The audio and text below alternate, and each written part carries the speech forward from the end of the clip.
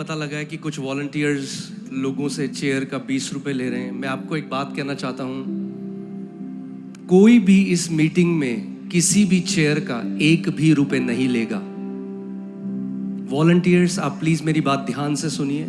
और जितने लोगों से आपने रुपए लिए हैं, जिन लोगों ने रुपए दिए हैं, आपके पास वो स्लिप्स हैं, कल आप वो स्लिप्स वापस दीजिएगा।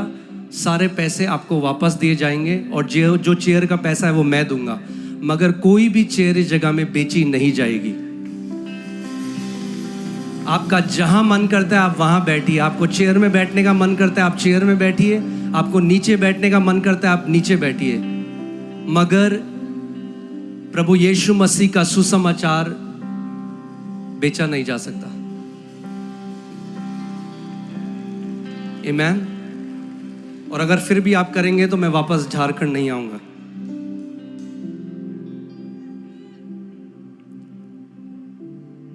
आमीन। मैं ये नहीं कह रहा हूं, जो देना है वो मैं दूंगा, मगर जो मेरे सारे भाई बहन हैं, जहां आपका मन करता है वहां बैठो। आमीन।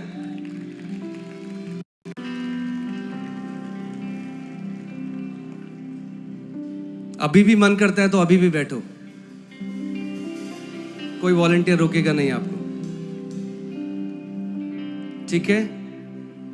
कल जिसने 20 रुपए दिए हैं आप पर्ची देना, आपको टीम पैसा वापस देगी। तैयार हैं वचन के लिए? आमीन।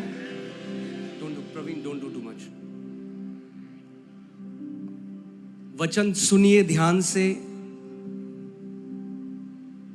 क्योंकि वचन में जीवन है, ठीक है। आज आप यहां से फ्री होके जा रहे हैं यीशु के नाम में।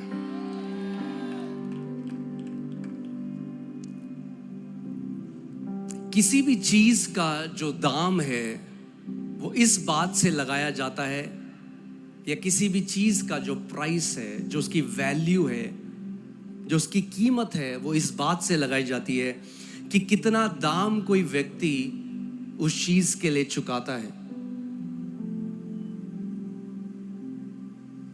मैं यहां पर किसी धर्म, किसी संप्रदाय का प्रतिनिधि बनकर नहीं आया हूं। मैं यहां ईसाईयत को रिप्रेजेंट करने नहीं आया हूं। मैं यहां मसीह यीशु का एक दास होकर आपको उसके वचन से बताने के लिए आया हूं, क्योंकि जितने खोए हुए बाकी लोग हैं, उतने ही खोए हुए आज ईसाई भी हैं।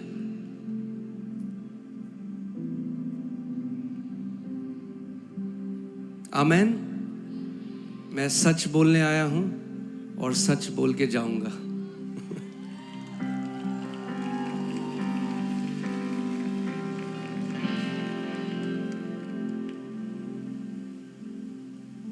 जब तक एक प्रकाशन जो सबसे इंपॉर्टेंट है, जब तक आपको ये समझ में नहीं आएगा तो बहुत मुश्किल है आपके लिए कुछ भी बाइबल को समझना। ये एक धार्मिक किताब होगी। आप सुबह और शाम एक अनुशासन के साथ एक धर्म की पुस्तक की तरह इसको पढ़ोगे और कोई फायदा नहीं होगा। और आप कहोगे कि ये क्या है, मैं सब कुछ तो करता हूं, क्यों मेरे जीवन में कोई फर्क नहीं है। मैं प्रार्थना करता हूं, मैं दशवांश देता हूं, मैं सब कुछ तो करता हूं। और आप जानते हैं ये सब कुछ जो फरीसी थे वो भी करते थे।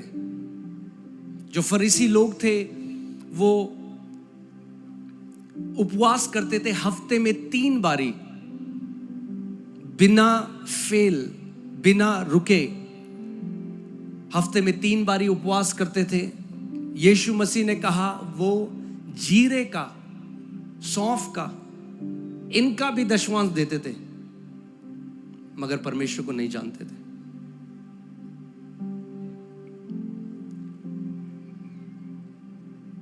आज कितने ऐसे लोग हैं जो उस पिता को नहीं जानते।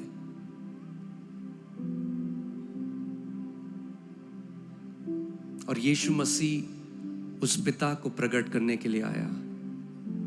मत्ती 11:27 में उसने कहा, कोई पिता को नहीं जानता सिवाय पुत्र के, और जिस पर पुत्र उस पिता को प्रकट करे। अगर आप इस सत्य को नहीं जाने, यीशु कुछ ऐसे यहूदियों से बात कर रहा है जब उसके ऊपर विश्वास करने